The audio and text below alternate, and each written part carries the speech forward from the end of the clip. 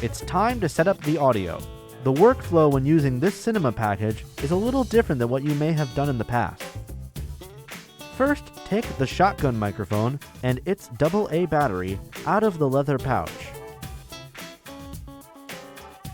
And find the end of the microphone with the male XLR connection. Carefully unscrew the microphone and notice the correct orientation of the battery. When you put the battery in, do not force it.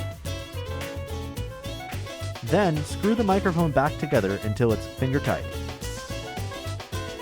Next, on the boom pole, straighten the shock mount assembly. Supporting it with both hands, guide the microphone into the center of the shock mount assembly. Ensure it is placed far enough into the shock mount and is secure and balanced. Now, in our packages, we have two windscreens for use in different conditions. A basic foam windscreen and a dead cat, which feathers more wind noise.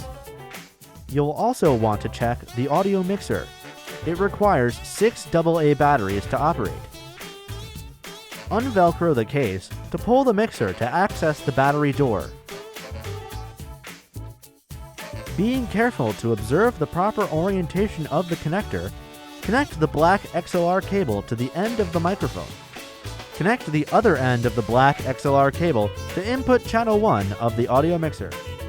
Below the female connector, switch the input level to mic high.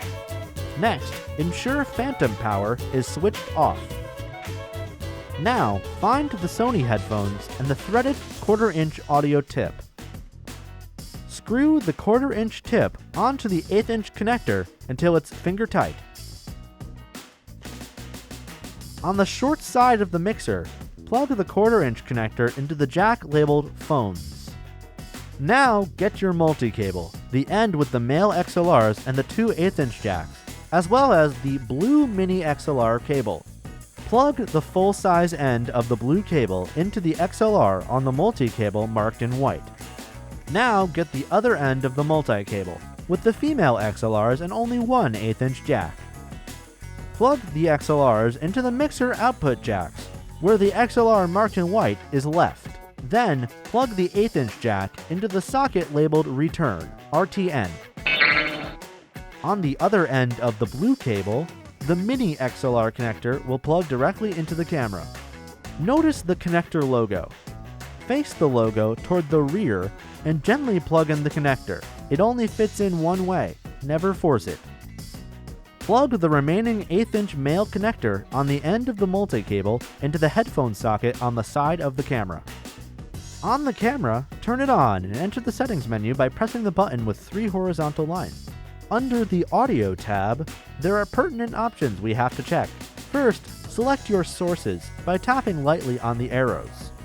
For Channel 1, select XLR Line, and for Channel 2, select Camera Mono. This way, the camera microphone can be used, but only as a backup. Below the source selection, you will notice level meters and a gain adjustment to properly set your audio level. On the audio mixer, lightly hold the tone button below the VU meters. The Channel 1 level meter on the viewfinder should light up when the tone is playing. Adjust the level so it sits within the yellow range. Tap the arrow to go to the second page of audio settings.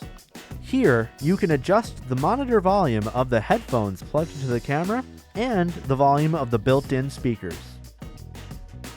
Make sure the XLR phantom power option is set to off, and the audio meters is set to ppm -18 dBFS.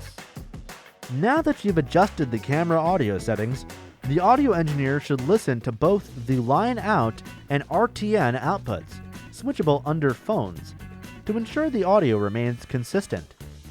When it's time to use the boom pole, gently twist the pole clockwise. Extend the pole and then gently twist to tighten. You can use a couple small pieces of gaffer's tape to affix the XLR cable to the boom pole so it does not drag. One of the neatest features of this camera is its ability to accept most photographic lenses. In our kits, we have 3 lenses: a Canon 10 to 18mm lens, a Rokinon 1.5 to 24mm lens, and a Sigma 17 to 50mm lens. To mount a lens, first make sure the camera is stable on the tripod. Take off the camera lens cover by gently pushing the release button and by twisting. Place the lens cover in the main cabin of the camera bag. Now, carefully remove the lens you'd like from its pouch or case. Line up the red dot on the edge of the lens to the red dot on the camera. Insert the lens without forcing it and twist clockwise until you hear a click. Remember, take care with the lenses. Be gentle and be careful not to scratch or scuff the glass.